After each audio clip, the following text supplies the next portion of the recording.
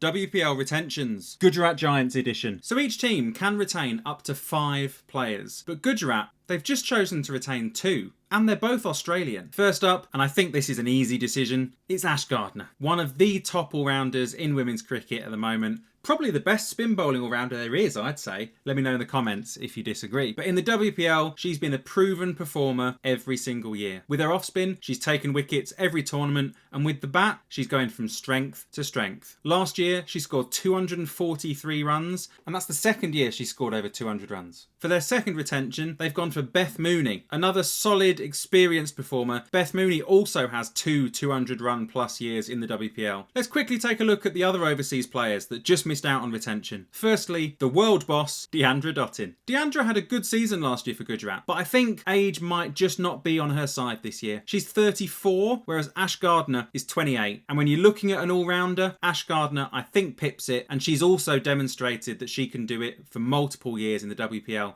Whereas Deandra's just done it once. Then when you're looking at opening batters that could have beaten Beth Mooney to that spot, there are 2, and they're big names.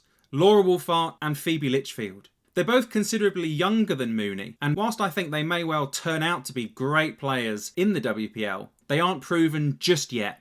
So I think Beth Mooney is a sensible choice, and she also provides that additional skill in wicket keeping.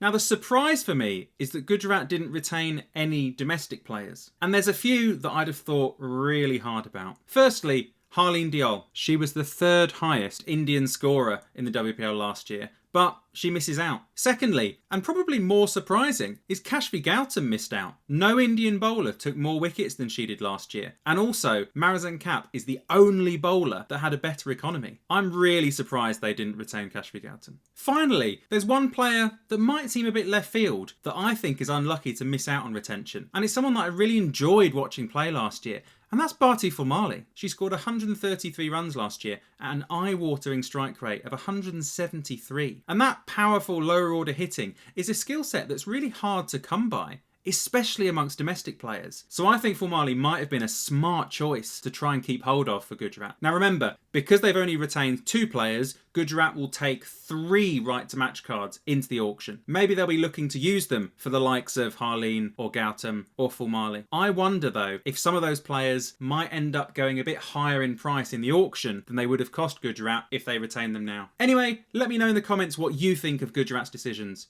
Do you think it's clever to retain a bigger purse for the auction with those right to match cards? Or do you think some of these domestic players were unlucky to miss out? Let me know in the comments. Make sure you like and subscribe, and I'll see you next time.